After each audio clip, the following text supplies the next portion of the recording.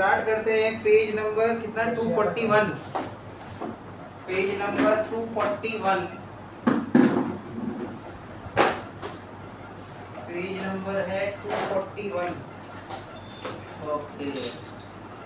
Ratio analysis का next class, FR का financial reporting, page number 241, question number 48। Exam 2016 में आया हुआ क्वेश्चन, मार्किंग कर लो, वेरी इंपॉर्टेंट क्वेश्चन। मार्किंग क्या हुआ?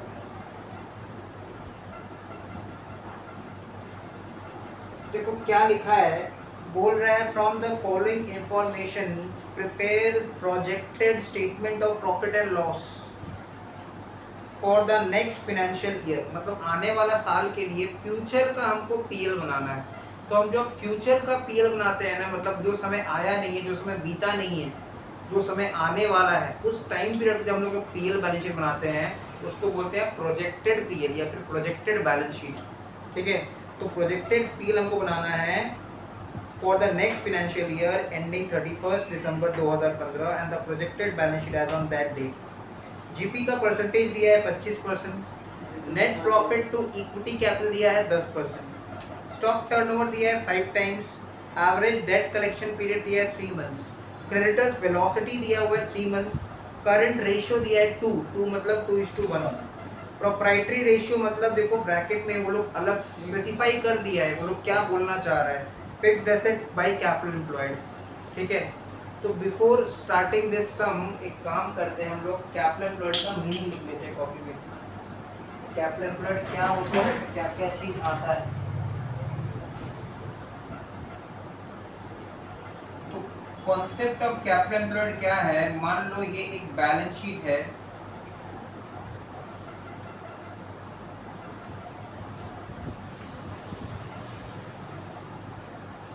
बैलेंस शीट में मान लेते हैं कि फिक्स्ड एसेट 500 है, करंट एसेट्स 250 है। ठीक है, fixed asset 500, current asset 250, current liability 160 है, non current liability that is debentures bank loan suppose 280 है, एंड शेयर होल्डर्स फंड निकालो कितना होगा बैलेंसिंग फिगर, 310, 310, 510, 590, 590। अगर ये हम लोग को एक बैलेंस शीट दिया है, अगर हमसे इसमें पूछा जाए कि शेयर होल्डर्स फंड कैसे निकालेंगे, तो हम बोलेंगे यही तो है शेयर होल्डर्स फंड। ठीक है, और इसको निकालने का दूसरा तरीका क्या होता है, fixed asset plus current asset minus current liability minus non current liability share holders fund, या फिर fixed asset plus working capital minus non current liability share holders fund. लेकिन अगर हमको इसमें पूछा जाए कि कैपिटल एम्प्लॉयड कितना है बिजनेस का, तो कैपिटल एम्प्लॉयड का मतलब होता है, कैपिटल एम्प्लॉयड को अगेन हम लोग दो तरीके से निकाल सकते हैं, एक होता है एसेट रूट और एक होता है लायबिलिटीज रूट। तो कैपिटल एम्प्लॉयड कुछ हम इस तरह से लिखेंगे, fixed asset plus current asset minus current liability. ठीक है, या फिर इसको हम ऐसे भी लिख सकते हैं, fixed asset plus working capital. और दूसरा तरीका से हम ऐसे लिख सकते हैं, capital employed is equals to shareholders fund plus non current liabilities. तो ये दोनों तरीके से हम लोग कैपिटल एम्प्लॉयड निकाल सकते हैं, ये दोनों तरीके से हम लोग कैपिटल एम्प्लॉयड निकाल सकते हैं। तुम देखो, fixed asset plus current asset 750, उसमें से करंट लायबिलिटी 160 माइनस करो, 750 माइनस 160 कितना होगा, 590, या फिर तुम इन दोनों को ऐड कर दो तो भी कैपिटल एम्प्लॉयड आ जाएगा। तो शेयर होल्डर्स फंड और कैपिटल एम्प्लॉयड दो अलग अलग चीज होता है, दोनों सेम नहीं होता है। ठीक है, तो इसको कॉपी कर लो, ये एसेट रूट का फॉर्मूला है और ये लायबिलिटी रूट का फॉर्मूला है, कॉपी कर लो फटाफट। ऊपर वाला है एसेट रूट का फॉर्मूला और नीचे वाला है लायबिलिटीज रूट का फॉर्मूला।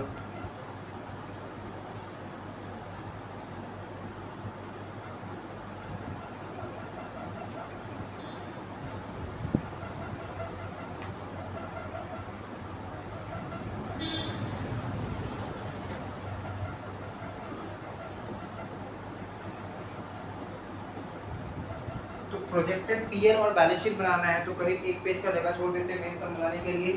मेन सम बनाने के लिए एक पेज का जगह छोड़ के स्टार्ट करते हैं वर्किंग नोट 1 से। क्वेश्चन को और आगे भी पढ़ लेते हैं। कैपिटल गियरिंग रेशियो भी देखो क्वेश्चन में दिया है और उसमें बोल रहा है preference shares and debentures to equity. ठीक है, इक्विटी का मतलब होता है यहाँ पे इक्विटी शेयर होल्डर्स फंड, और उसके बाद जनरल रिजर्व्स एंड पीएल दिया हुआ है, टू इशूड कैपिटल 25% दिया है। Preference share capital to debentures 2 times बोल रहा है, मतलब अगर डिवेंचर्स 1 होगा तो प्रेफरेंस शेयर कैपिटल उसका 2 गुना होगा, 2 times. Cost of sales consist of 40% of materials. Cost of sales को हम लोग सीओजीएस भी कहते हैं, इसमें जिसका 40% एलिमेंट मटेरियल का है, बैलेंस है for wages and overheads. Gross profit बोल रहा है 6 lakh. Working note should be shown clearly, साफ साफ बोल दिया। Here schedule 3 is not mandatory for preparation of projected PL and balance sheet। तो जब एग्जाम में पुराना जमाने में क्वेश्चन आया था ना, तब बोला था शेड्यूल 3 मैंडेटरी नहीं है, पर अब जब आएगा क्वेश्चन तो ये लाइन नहीं लिखा रहेगा, शेड्यूल 3 मैंडेटरी रहेगा। कंपनी का सम है तो कंपनी वाला पीएल और कंपनी वाला बैलेंस शीट बनाना पड़ेगा। तो करीब एक लाइन का जगह छोड़ देते हैं मेन सम बनाने के लिए, तो एक पेज का जगह छोड़ देते हैं मेन सम बनाने के लिए, एक पेज का जगह छोड़ के वर्किंग नोट 1। क्वेश्चन में सबसे पहले देखो ग्रॉस प्रॉफिट का अमाउंट दिया हुआ है और ग्रॉस प्रॉफिट का परसेंटेज भी दिया हुआ है। क्लियर? क्वेश्चन का एकदम टॉप में देखो ग्रॉस प्रॉफिट का परसेंटेज भी दिया हुआ है, ग्रॉस प्रॉफिट का अमाउंट भी दिया हुआ है। Gross profit is equals to 25% of sales, और नीचे ग्रॉस प्रॉफिट का अमाउंट दिया हुआ है 6 लाख। ग्रॉस प्रॉफिट जो है वो सेल्स का 25% है और उसका अमाउंट दिया है 6 लाख। तो हम सीधा लिख देंगे therefore sales is equals to 6 lakh divided by 25 into 100, 24 lakh. और क्योंकि हमको आगे डेटर्स भी निकालना है तो हम एक और नोट दे देंगे इसके अंदर, वर्किंग नोट 1 के अंदर। It is assumed that all sales are credit sales.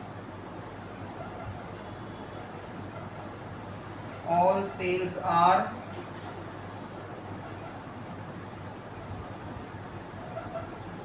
Credit sales.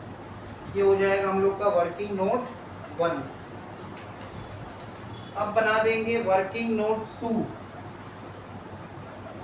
देखो हम लोग को सेल्स भी पता है और ग्रॉस प्रॉफिट भी पता है, तो सेल्स में से अगर ग्रॉस प्रॉफिट माइनस कर देंगे तो सीओजीएस आएगा, और सीओजीएस का काम कहाँ आएगा? स्टॉक निकालने में काम आ सकता है।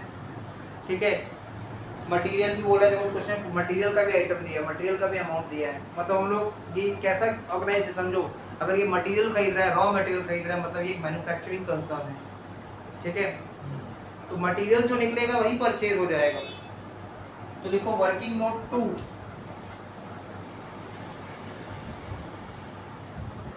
लिखेंगे sales is equals to COGS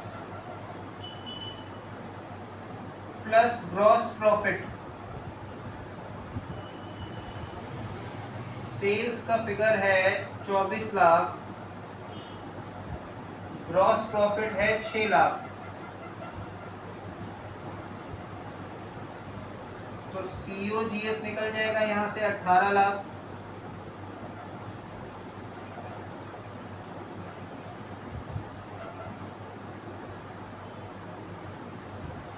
COGS आ गया 18 लाख। क्वेश्चन में देखो एक लाइन लिखा हुआ था कि जो भी कॉस्ट ऑफ सेल्स है ना उसका 40%, एंड की तरफ देखो नीचे की तरफ में, जो भी कॉस्ट ऑफ सेल्स है उसका 40% मटेरियल है और बाकी 60% वेजेस एंड ओवरहेड्स है। तो उसको भी हम निकाल लेते हैं क्योंकि हमको सीओजीएस मिल चुका है। देखो देयरफॉर मटेरियल्स कंज्यूम्ड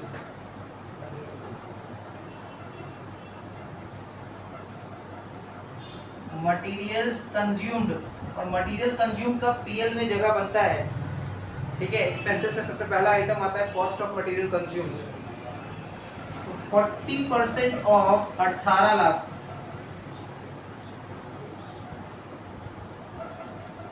जो कि हो जाएगा 7,20,000, ये निकल गया material consumed. And wages and overheads,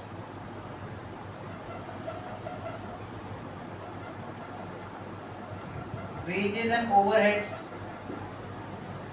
60% of 18 lakh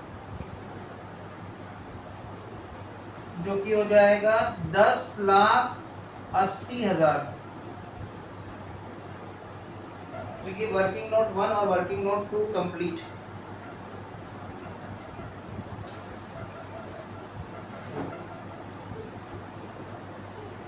अब देखो, क्योंकि हम लोग को सेल्स पता है तो हम डेटर्स निकाल सकते हैं आगे चल के, और क्योंकि हम लोग को सीओजीएस पता है तो हम स्टॉक निकाल चलते हैं आगे चल के। तो वर्किंग नोट 1 हो गया, वर्किंग नोट 2 हो गया। अब करेंगे working note 3।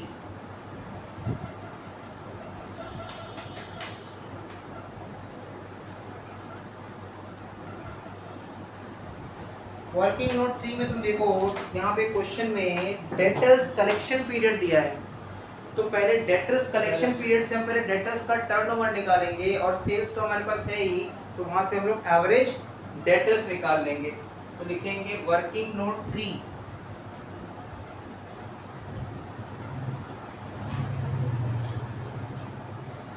Debtors collection period.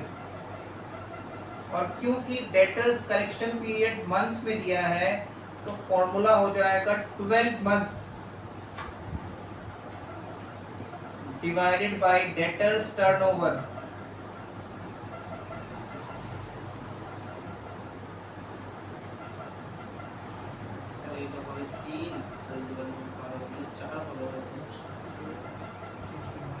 और 3 months is equals to 12 months divided by debtors turnover,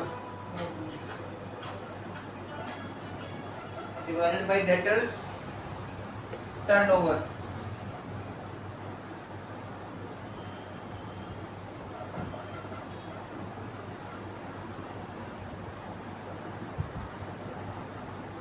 और debtors turnover is equals to 4 times। क्या आ गया डेटर्स टर्नओवर। इसको सेल्स से डिवाइड कर देंगे। अब देखो, डेटर्स टर्नओवर का फॉर्मूला में जाओ, हम लोग पहले ही ये बात एजम्पशन लिख रखे हैं कि जो भी सेल्स है वो क्रेडिट सेल्स है। तो debtors turnover is equals to net credit sales divided by average debtors.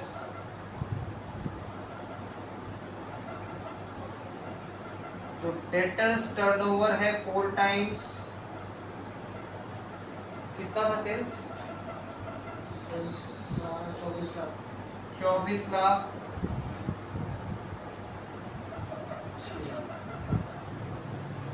Average debtors आ जा रहा है 6 लाख।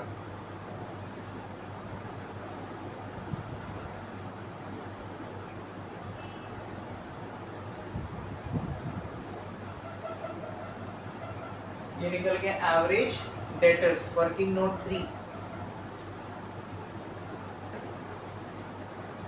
क्वेश्चन में देखो, स्टॉक टर्नओवर दिया है क्या? स्टॉक टर्नओवर रेशियो 5 टाइम्स दिया है, और हम लोग को सीओजीएस भी पता है, तो वहां से स्टॉक निकल जाएगा।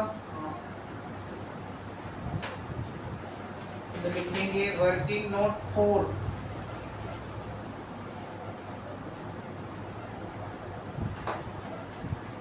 Working note 4।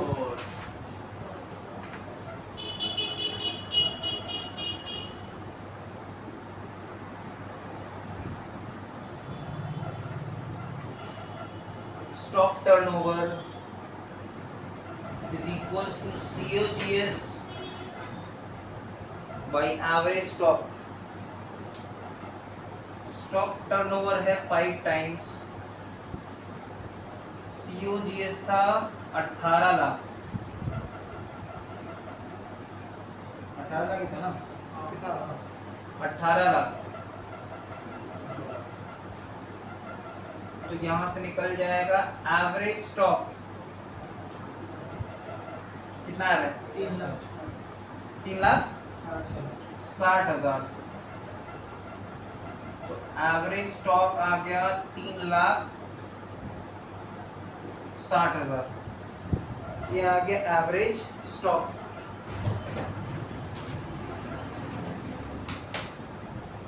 अब देखो क्वेश्चन में क्रेडिटर्स वेलोसिटी भी दिया है, तो क्रेडिटर्स वेलोसिटी से पहले हम क्रेडिटर्स टर्नओवर निकालेंगे, ठीक है। और यहाँ पे हमको एक चीज समझना पड़ेगा कि मटेरियल कंज्यूम्ड, देखो बचपन में हम लोग कैसे सीखे थे मटेरियल कंज्यूम निकालना। सपोज तुम्हारे पास सुबह में 10 केजी आटा था, तुमने दोपहर को और 100 केजी आटा खरीदा, तो शाम तक तुम्हारे पास कितना होना चाहिए 110। रात को खाना बनने के बाद सिर्फ 20 केजी बचा हुआ है, तो कितना कंज्यूम्ड हो गया 90। तो मटेरियल कंज्यूम निकालते कैसे हैं, opening stock plus purchase minus closing stock, यही तरीका है ना। Yes. Opening stock plus purchase minus closing stock. इसका मतलब अगर हम ये मान लें कि जो ओपनिंग स्टॉक है क्लोजिंग स्टॉक है रॉ मटेरियल का, अगर वो दोनों सेम है तो जो मटेरियल कंज्यूम्ड है वही परचेज होगा, ठीक है। तो बातचीत समझ में आ गया, तो लिखने का दरकार नहीं है। वर्किंग नोट 5 में जाते हैं। देखो वर्किंग नोट 5 पहले लिखो, it is assumed that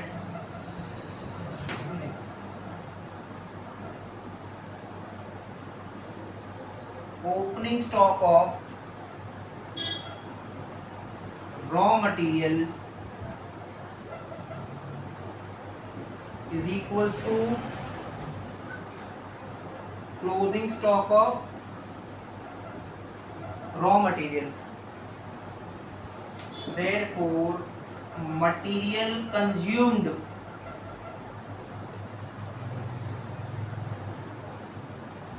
is equals to purchase of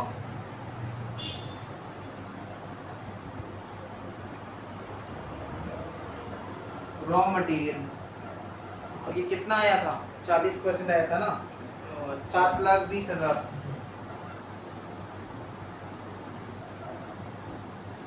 clear. तो यहाँ से हम लोग को परचेज पता चल गया। अब क्रेडिटर्स वेलोसिटी को यूज करके पहले क्रेडिटर्स टर्नओवर निकालो। क्रेडिटर्स वेलोसिटी फॉर्मूला है 12 months divided by creditors turnover. तो क्रेडिटर्स वेलोसिटी कितना 5 months 3 months।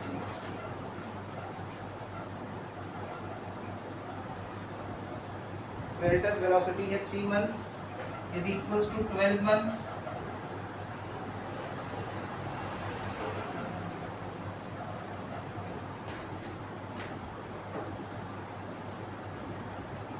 whole divided by creditors turnover। तो नेक्स्ट लाइन में लिखेंगे क्रेडिटर्स टर्नओवर आ रहा है 4 टाइम्स।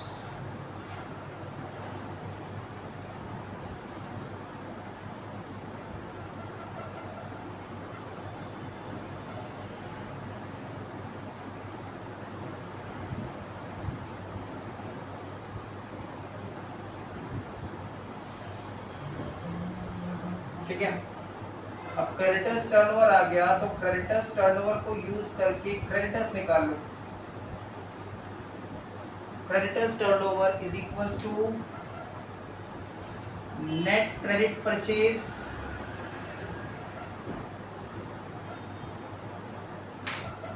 अज्यूम कर लेंगे कि पूरा क्रेडिट परचेज है, whole divided by average creditors. तो क्रेडिटर्स टर्नओवर आ जा रहा आया था 4 टाइम्स, ये था 7,20,000। तो एवरेज क्रेडिटर्स निकाल लो यहाँ से। एवरेज क्रेडिटर्स आ जाएगा 1,80,000।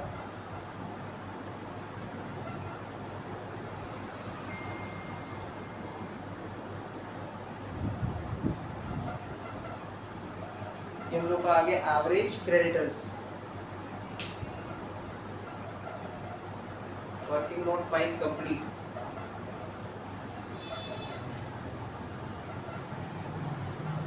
अब क्वेश्चन में देखो, हर क्वेश्चन में जनरली बोल देता है कैश एंड बैंक कितना, ठीक है। इस क्वेश्चन में नहीं बोला है कैश एंड बैंक, तो हम लोग ये अज्यूम करके चलेंगे कि इस समय कोई कैश बैंक नहीं है। और कैश बैंक नहीं है तो करंट एसेट में से दो ही एलिमेंट आएगा, एक आएगा स्टॉक और एक आएगा डेटर्स।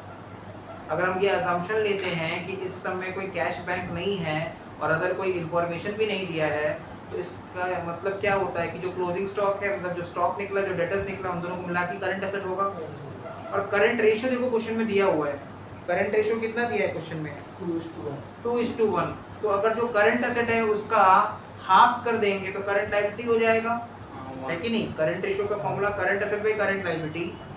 और करंट लायबिलिटी तब कितना होगा, एक बार थोड़ा सब वर्बली सब डिस्कस कर लेते हैं। चलाओ कैलकुलेटर, स्टॉक और डेटर्स को ऐड करके बताओ कितना आ रहा है। स्टॉक और डेटर्स को ऐड करके बताओ कितना आ रहा है। 9,60,000। तो 9,60,000 हमारा करंट एसेट हो जाएगा, तो इसका आधा करेंगे तो करंट लायबिलिटी 4,80,000। और तुम देखो क्रेडिटर्स कितना दिख रहा है, 1,80,000। इसका मतलब टोटल करंट लायबिलिटी में क्रेडिटर्स 1,80,000, तो बाद बाकी करंट लायबिलिटी 3 लाख का। तुम उसको बैंक ओडी अज्यूम कर लो, तुम उसको अदर करंट लायबिलिटी अज्यूम कर लो, तो इक्वेशन बना के वो निकाल सकते हैं। तो इस तरह से जाना है। तो वर्किंग नोट 6 इसका जरूरत नहीं है, एसेट तो ऐसे हो जाएगा। किसका जरूरत नहीं है, एसेट का कैसे हो liability जाएगा? का बना के तो बताओगे तो कैसे होगा, बताना पड़ेगा। देखो वर्किंग नोट 6 में लिखो, it is assumed that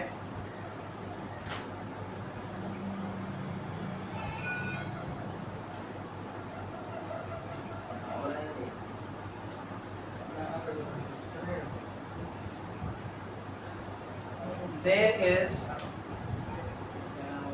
no cash and bank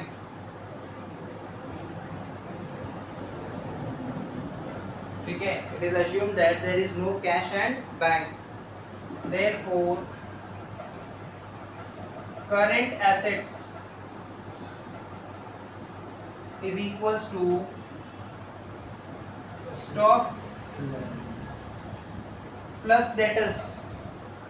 stock कितना था, 3,60,000। स्टॉक था 3,60,000 और डेटर्स 6 लाख। तो हम ये मान के चलते हैं कि करंट एसेट में सिर्फ यही दो आइटम है, तो उस हिसाब से हमारा करंट एसेट हुआ 9,60,000। यस,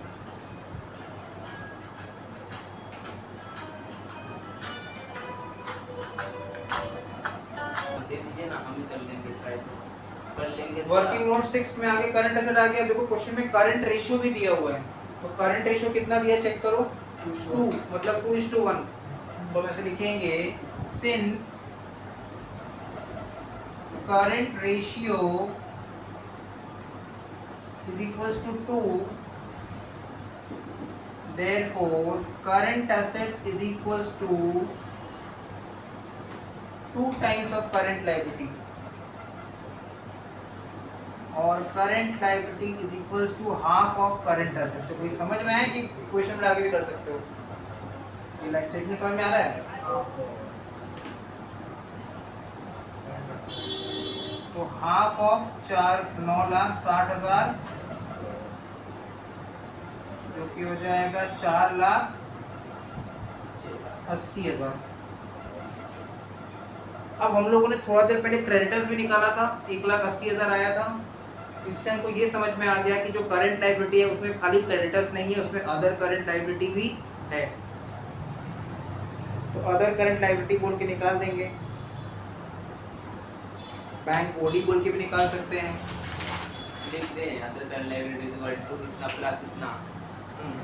तो नेक्स्ट लाइन में लिखेंगे, वर्किंग नोट 6 कंटिन्यू करते हुए नेक्स्ट लाइन लिखेंगे, therefore current liabilities is equals to creditors bank word का लिख दे। plus short term borrowings। हम ओवरड्राफ्ट लिख दिए हैं। हाँ ठीक है,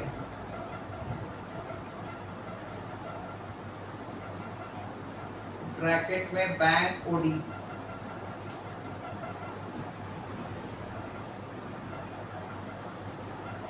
हम लोग इसको अदर करंट लायबिलिटी भी मान सकते थे, लिख सकते थे। तो करंट लायबिलिटीज कितना आया था 4,80,000, क्रेडिटर्स आया था 1,80,000। तो शॉर्ट टर्म बोरोइंग्स या फिर बैंक ओवरड्राफ्ट एक्स लिख दिया तो सही था।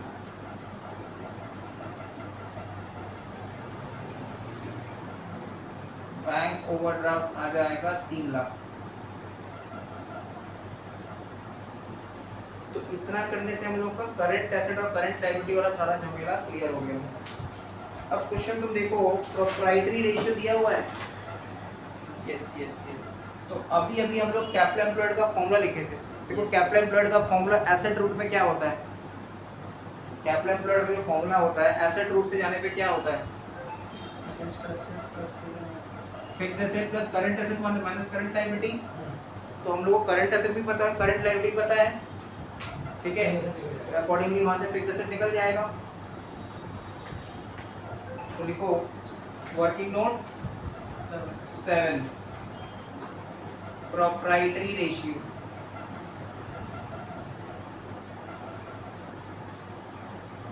Is equals to fixed assets. Question में साफ साफ खुद से ये डिटेल दे दिया है कि हम लोग को प्रोप्राइटरी रेशियो यूज करना है fixed assets bye capital employed. और ये क्वेश्चन में बताया है प्रोप्राइटरी रेशियो 80%। तो 80% को हम ऐसे लिख रहे हैं 80/100। फिक्स्ड एसेट को वैसे ही रहने दो, फिक्स्ड एसेट। कैपिटल एम्प्लॉयड को ब्रेक करो तो fixed asset plus current asset minus current liability और 0.8, 80% मतलब 0.8 fixed asset bye fixed asset. Current asset कितना आया था, 9,60,000 माइनस 4,80,000 और 0.8 फिक्स्ड एसेट। 4,80,000 का 0.8 करो 3,84,000। 4,80,000 ये माइनस में 4,80,000 आएगा, उसका 0.8 से 3,84,000 आ रहा है।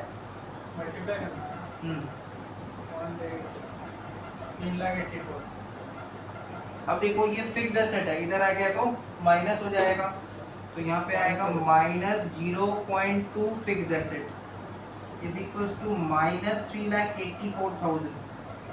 तो दोनों तरफ का माइनस कैंसिल।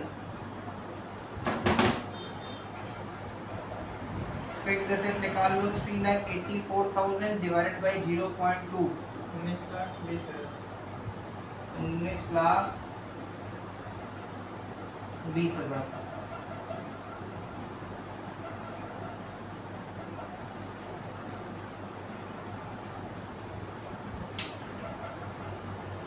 अब क्योंकि हमको फिक्स्ड एसेट निकल गया तो हम नेक्स्ट वर्किंग में कैपिटल एम्प्लॉयड भी निकाल लेंगे।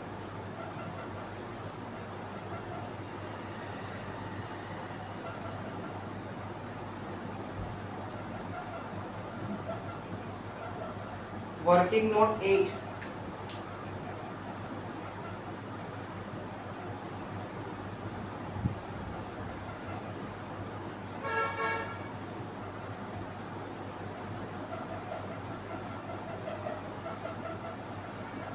फिक्स्ड एसेट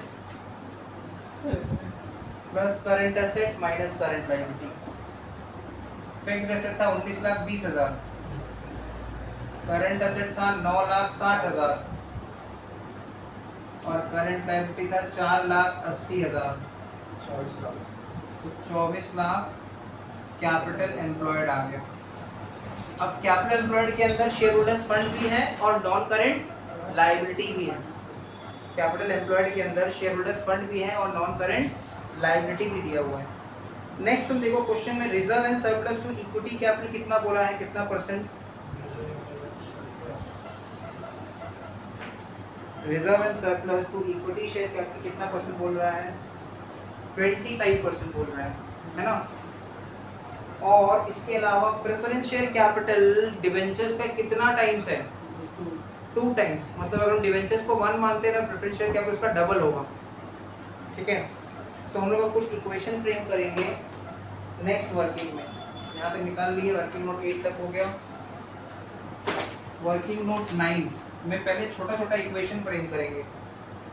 क्वेश्चन में देखो एक लाइन लिखा है reserves to equity share capital 25% है ना, उस हिसाब से इक्वेशन फ्रेम करो वर्किंग नोट 9 में।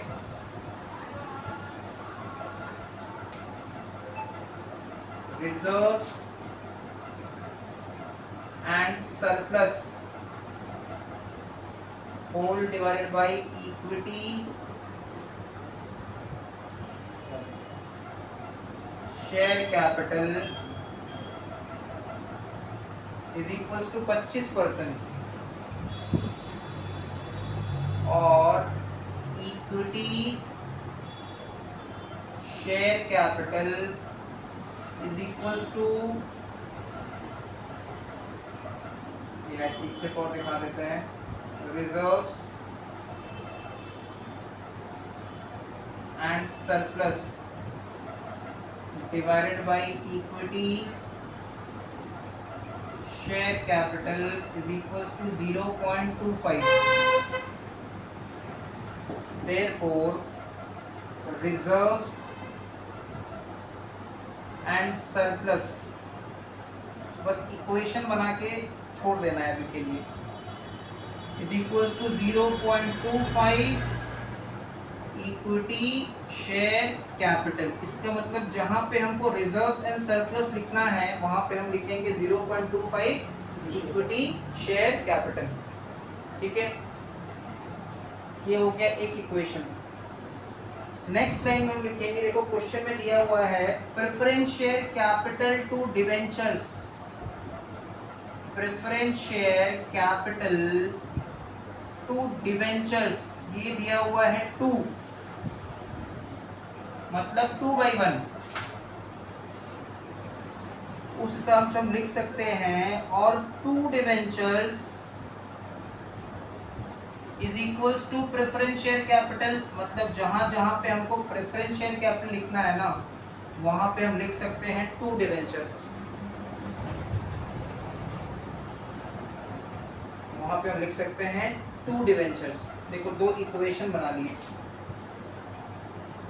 अब काम आएगा कैपिटल गियरिंग रेशियो का।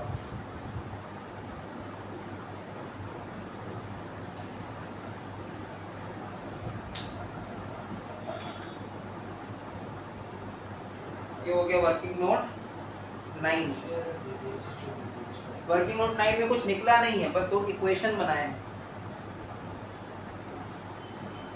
अब वर्किंग नोट 9 को ही कंटिन्यू करेंगे तो बहुत बड़ा हो जाएगा, इसलिए छोटा छोटा रख रहा है। वर्किंग नोट 9 खत्म, अब वर्किंग नोट 10।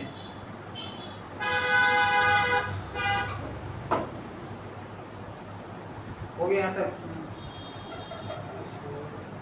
तो वर्किंग नोट 10 क्वेश्चन में देखो कैपिटल गियरिंग रेशियो दिया हुआ है 3:7।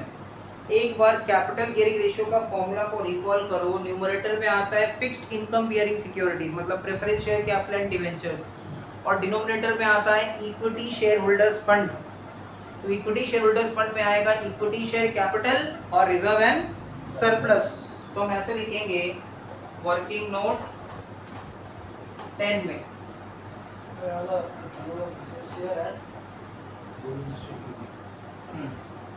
तो लिखेंगे capital gearing ratio, capital gearing ratio is equals to preference share capital plus debentures whole divided by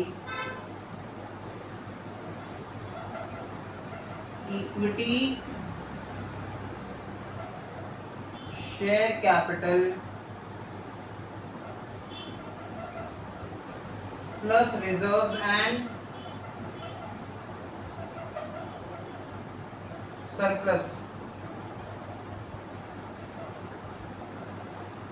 तो कैपिटल गियरिंग रेशियो हम लोग को दिया हुआ है 3:7, तो इसको लिख देते हैं 3/7।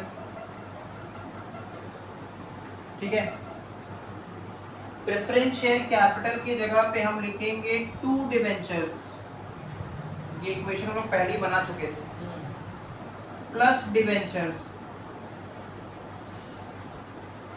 और इक्विटी शेयर कैपिटल की जगह पे इक्विटी शेयर कैपिटल और रिजर्व एंड सरप्लस की जगह पे 0.25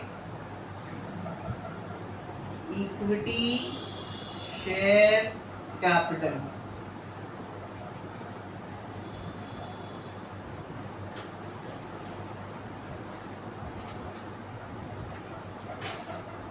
ठीक है, अब क्रॉस मल्टीप्लाई कर देंगे तो लिखेंगे और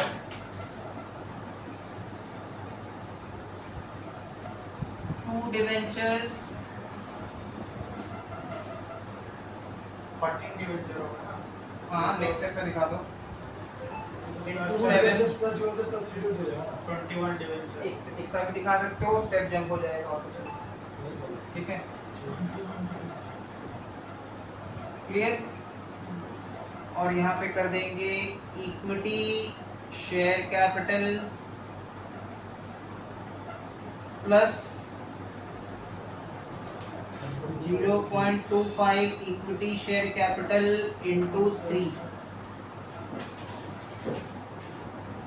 तो ये 2 डिवेंचर्स प्लस डिवेंचर्स मतलब 3 डिवेंचर्स और 3 डिवेंचर्स इंटू 7 मतलब 21 डिवेंचर्स। और ये हो जाएगा 1.25 इंटू 3 कितना 3.75 इक्विटी शेयर कैपिटल। और डिवेंचर्स का यहाँ पे इक्वेशन बना लो, debentures is equals to 3.75 equity share capital by 21। इसको सॉल्व नहीं करना है, बस ऐसे छोड़ देना है। तो डिवेंचर्स का भी इक्वेशन बन गया वर्किंग नोट 10 में।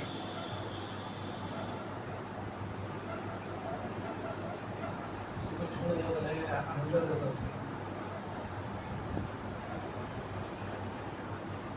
देखिए लो से शब्दগুলো চুলতে হওয়ার কথা না আপনি একটু করে দিলে 2 डिवेंचर्स प्लस এখানে জাস্ট তুমি বটনস যোগ হবে তো डी হবে তো जो करता है मल्टीप्लाई है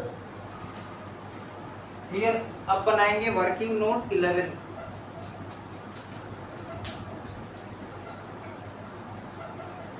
हो गया तक।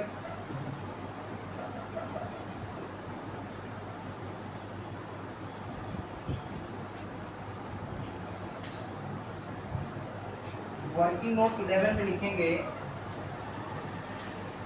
देखो हम लोगों ने कैपिटल एम्प्लॉयड निकाला था, कितना निकाला था capital employed 24 lakh.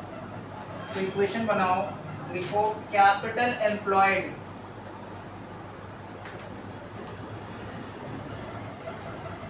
Is equals to equity share capital plus reserves and surplus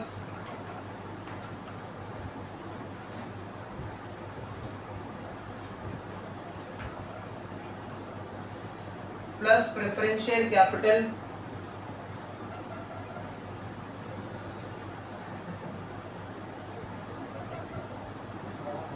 plus debentures.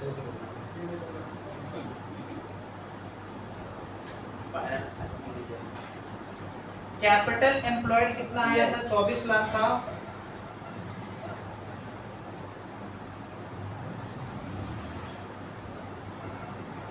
Equity share capital को वैसे ही रहने दो, इक्विटी शेयर कैपिटल देखो इक्वेशन बनाए थे, रिजर्व एंड सरप्लस बोला था 0.25 इक्विटी शेयर कैपिटल, तो 0.25 equity share capital.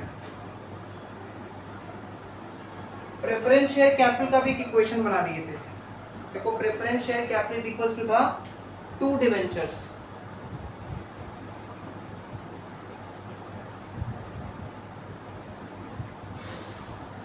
And plus debentures.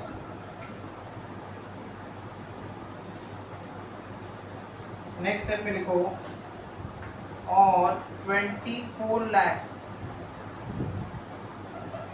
is equals to 1.25 equity share capital। ये 1 है, ये 0.25, तो 1.25 equity share capital plus 3 debentures. और देखो डिवेंचर्स का एक इक्वेशन निकला था, something by 21 3.75 equity share capital by 21। तो नेक्स्ट स्टेप में लिखेंगे और 24 lakh is equals to 1.25 equity share capital. ये कितना था, इसको ऐसे लिखो 3 इंटू कितना था वो 3.75 इक्विटी शेयर कैपिटल बाय 21।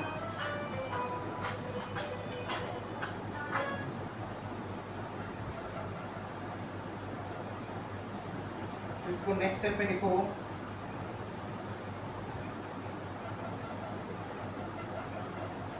और 24 लाख, इधर 1.25 इक्विटी शेयर कैपिटल है, इसको 3.375 इंटू 3 कर दो, कितना आ रहा है 3.375 into 3,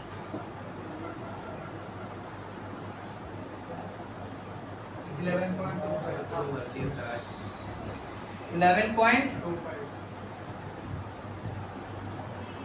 equity share capital by 21।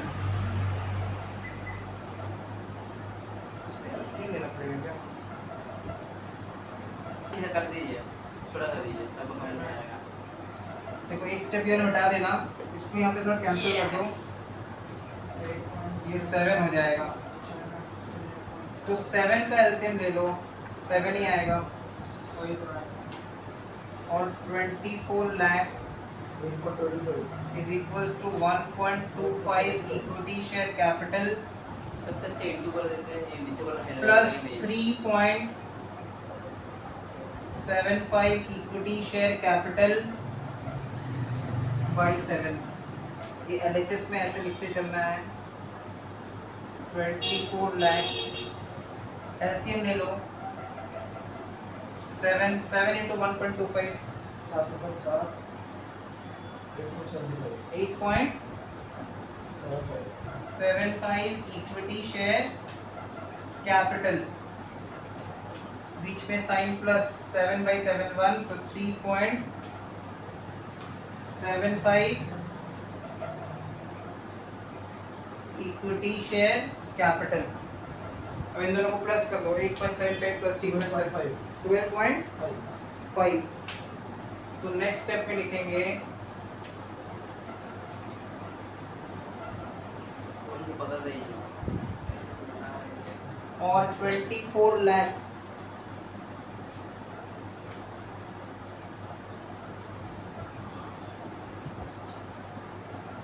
is equals to 12.5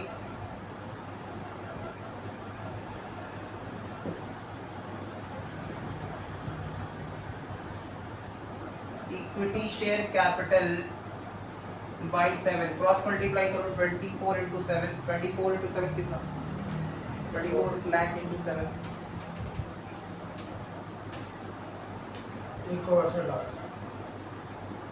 और 12.5 equity share capital is equals to 1,68,00,000 1,68 lakhs divided by 12.5। 13,44,000 कितना आ रहा है? 13,44,000 तो ये निकल गया इक्विटी शेयर कैपिटल।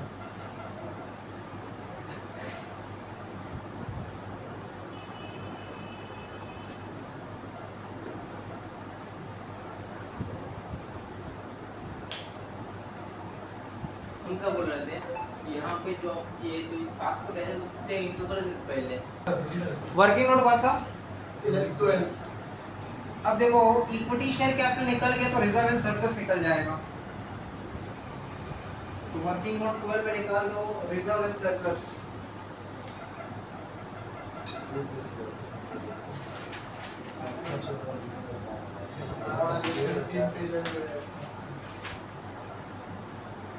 इसको माइनस कर दे वो कैपिटल इंप्लॉयज है ना, इतने तो करना है। Reserve and surplus is equals to 0.25 into equity share capital। तो 0.25 into 13,44,000 3,36,000 ये निकल गया reserve and surplus.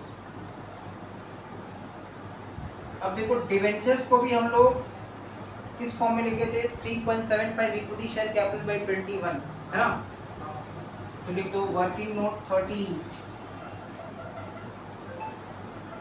Debentures is equals to 3.75 equity share capital by 21 is equals to 3 into 13,44,000 by 21। 2,40,000 debentures आ रहा है 2,40,000। ये हो गया वर्किंग नोट 13।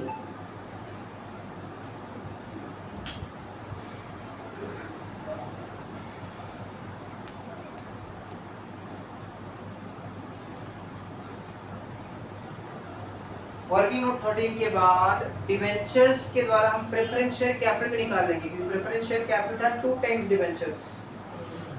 तो लिखो वर्किंग नोट 14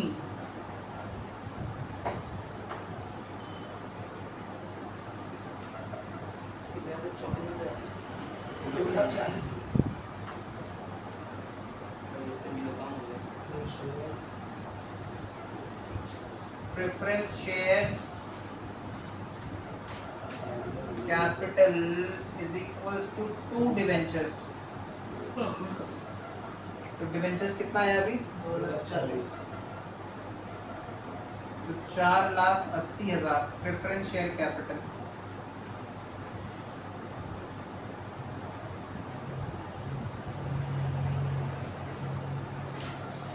मोटामोटी सब निकाल लिए। एक लास्ट चीज रह गया है, नेट प्रॉफिट भी निकाल देते हैं। Net profit to equity capital बोला था 10% और इक्विटी कैपिटल तो हम लोग को पता ही है। तो लिख दो वर्किंग नोट 15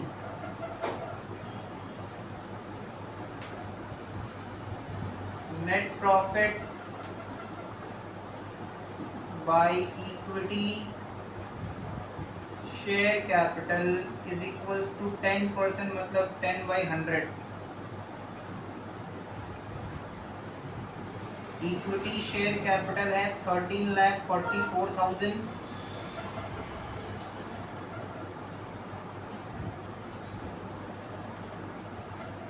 तो क्रॉस मल्टीप्लाई करके यहाँ से नेट प्रॉफिट आ जाएगा। डायरेक्ट 10% कर देते इसका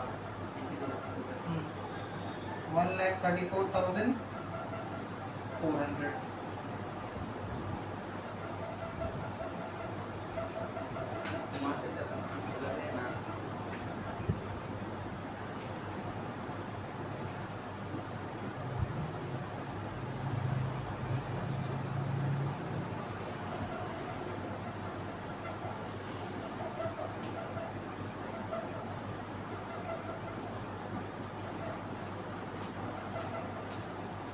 अब देखो ग्रॉस प्रॉफिट और नेट प्रॉफिट का जो डिफरेंस है तो इनडायरेक्ट एक्सपेंस होगा, other expenses. Working note 16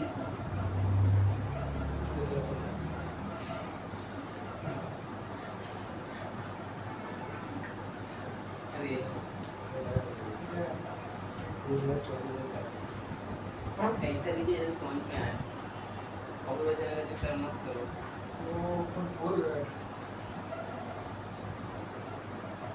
net profit is equal to gross profit minus indirect expenses bracket में तो other expenses नेट प्रॉफिट था 1,34,400 ग्रॉस प्रॉफिट कितना था 6 लाख हाँ 6 लाख तो यहाँ से निकल जाएगा indirect expense that is other expense जितने भी रहेंगे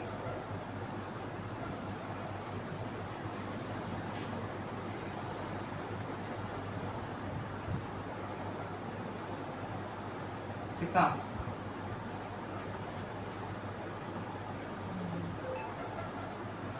और 65,600 4,65,600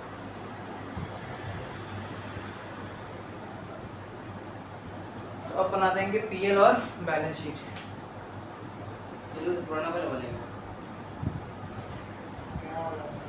नया वाला बनेगा यहाँ पे कंपनी लिखा नहीं है मेंशन नहीं, उसको लिखने दो ना तुमको एग्जाम आए देने की ऐसे नॉर्मल पहले देना कर देना ना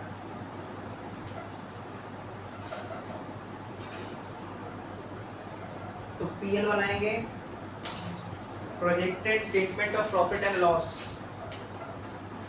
ऑर्गेनाइजेशन का नाम क्या दिया फिर दिया है ना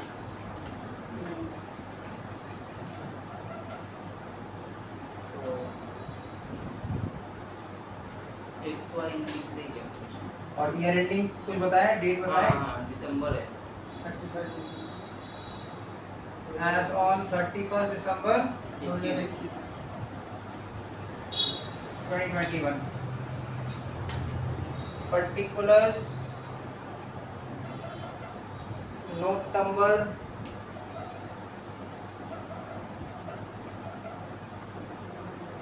amount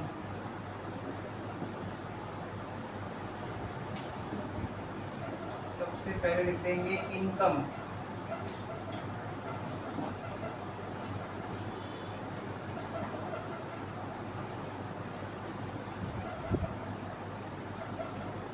इनकम इनकम के अंदर में आ जाएगा सबसे पहले रेवेन्यू फ्रॉम ऑपरेशंस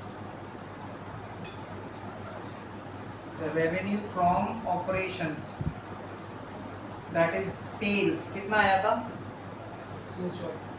24 लाख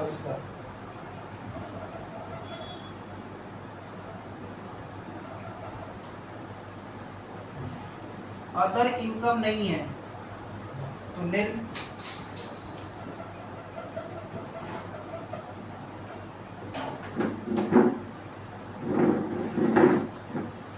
तो ये इनकम का टोटल आ जा रहा है that is total income 24 lakh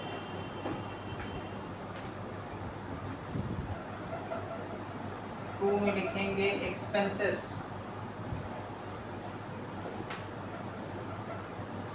expenses के अंदर सबसे पहला आइटम आएगा कॉस्ट ऑफ मटेरियल कंज्यूम्ड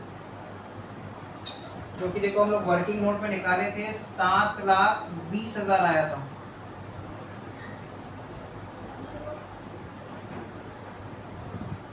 $7,20,000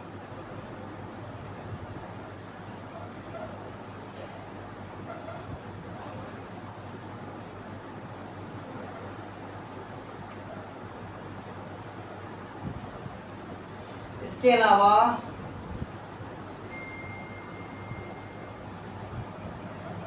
देखो salaries and wages and overheads निकाले थे ना किस नाम से लिखेंगे एम्प्लॉय बेनिफिट एक्सपेंसेस अब स्टूडेंट बोलेगा कि उसमें वेजेस भी है ओवरहेड्स भी है तो जिसका पहला नाम होता है ना उसका इंपॉर्टेंस ज्यादा है मतलब वो जो 10,80,000 वेजेस एंड ओवरहेड्स आया था वर्किंग नोट 2 या 3 चेक करो है ना, उसमें मेजॉरिटी पोर्शन वेजेस का है, इसलिए क्योंकि उसका लिखा हुआ है वेजेस एंड ओवरहेड्स, इसलिए हम उसको एम्प्लॉय बेनिफिट एक्सपेंस के अंदर ही डाल दे रहे हैं। ठीक है, 10,80,000। और देखो लास्ट में निकाले थे अदर एक्सपेंसेस, कितना आया था? 4,65,600। और तो कोई एक्सपेंस था नहीं, सारा एक्सपेंस को ऐड कर लो, एक्सपेंसेस का टोटल कर लो।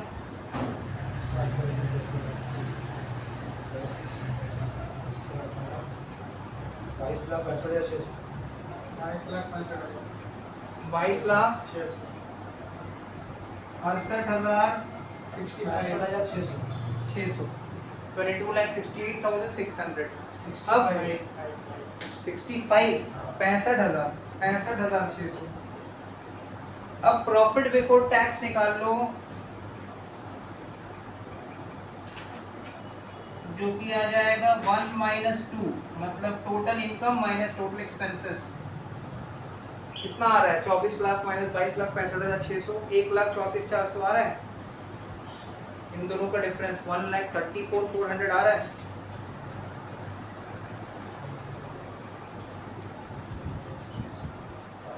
$1,34,400। तो ये हम लोग का निकल गया प्रॉफिट बिफोर टैक्स। सब में कोई भी तरह का टैक्स एलिमेंट था नहीं, तो टैक्स निल।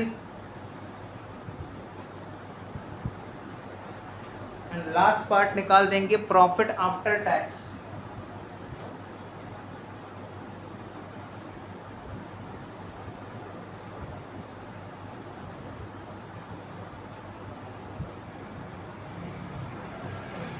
हो जाएगा 3 - 4 और यहीं पे पीएल हो जाएगा कंप्लीट। तो पीएल हो गया कंप्लीट। अब बनाएंगे इसका बैलेंस शीट। अब हेडिंग दे देंगे प्रोजेक्टेड बैलेंस शीट। देखो ये वर्ड लिखना जरूरी है। प्रोजेक्टेड कब लिखते हैं? जब हम लोग आने वाला समय का PL balance sheet future purpose, future के लिए। तो projected balance sheet of dot dot dot as on का डेट क्या होगा? 31 March 2021।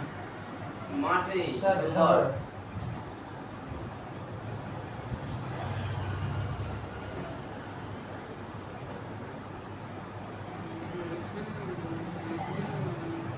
Particulars, note number. Student बोलेगा सर नाम तो दिया नहीं, कैसे पता ये कंपनी है? इक्विटी शेयर कैपिटल है, डिवेंचर्स है, ये तो सोल प्रोप्राइटर का होता नहीं है, कंपनी है। ओके, नंबर 1 में लिखेंगे शेयर होल्डर्स। सीरियस नहीं, इक्विटी एंड लायबिलिटी क्या अच्छा है? वेरी गुड, सही बात। ब्लॉक बेटा कितना बोलोगे? Equity and liabilities.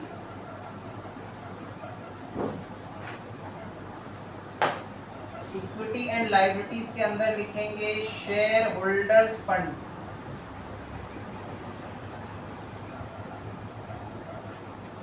Share holders fund के अंदर में पॉइंट नंबर ए में आएगा शेयर कैपिटल, और शेयर कैपिटल में कोलोन दे के लिखना। ठीक है, कोलोन दे के लिखना इक्विटी शेयर कैपिटल। कितना था? 13,44,000 था। 13,44,000। प्रेफरेंस शेयर कैपिटल डिफरेंस का 4,80,000। नोट नहीं बना रहे, ऑलरेडी हम लोग इतना वर्किंग नोट बना लिए, इसमें दिखा दे रहे। कितना? क्या? 4,80,000। 80,000।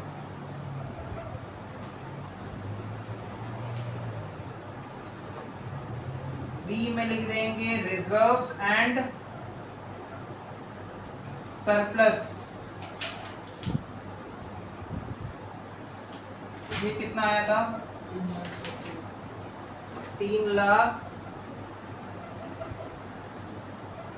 36,000।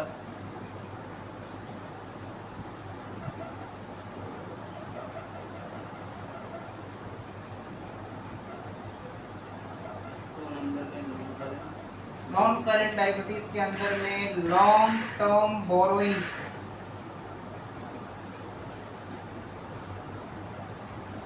और लॉन्ग टर्म बोरोइंग्स के अंदर में ब्रैकेट में डिवेंचर्स। डिवेंचर है तो 2,40,000। डिवेंचर्स था 2,40,000।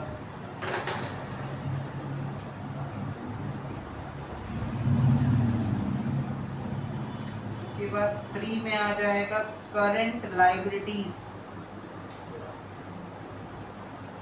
उसके अंदर पॉइंट नंबर ए में आएगा ट्रेड पेबल्स, क्रेडिटर्स। कितना आया था? 1,80,000। 1,80,000।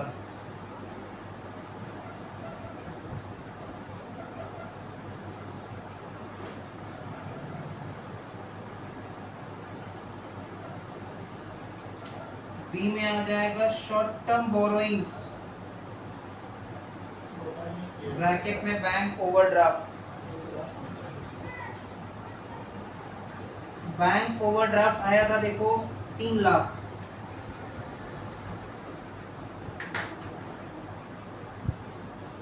और कुछ था नहीं, देखो टोटल करके कितना आ रहा है।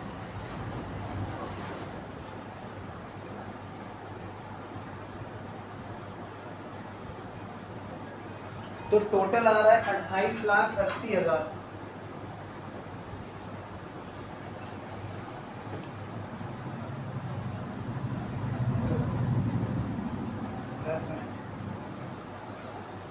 दस मिनट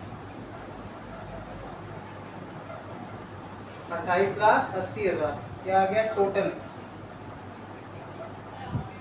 अब निकालेंगे एसेट्स, इसी के नीचे निकाल देंगे एसेट्स।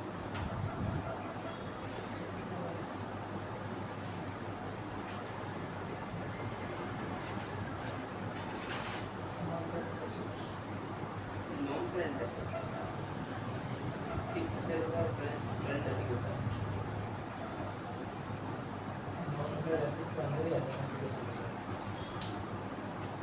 हाँ, नॉन करंट है। तो लिखेंगे एसेट्स, एसेट्स के अंदर में लिखेंगे non current assets. Non current assets के अंदर में लिखेंगे प्रॉपर्टी,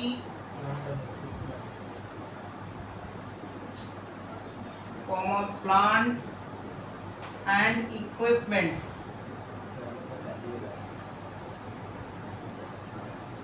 इसके अंदर में लिखेंगे टेंजिबल एसेट्स। कितना आया था? 19,20,000 है ना। फिक्स्ड एसेट निकाले थे 19,20,000। 2 में लिख दो करंट एसेट्स।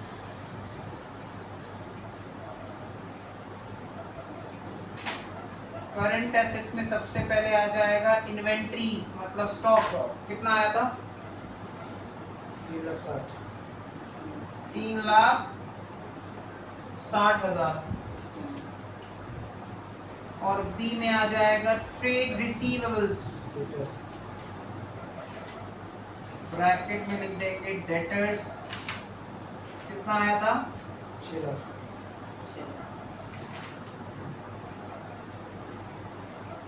और तो कुछ था नहीं, टोटल करो 28,80,000।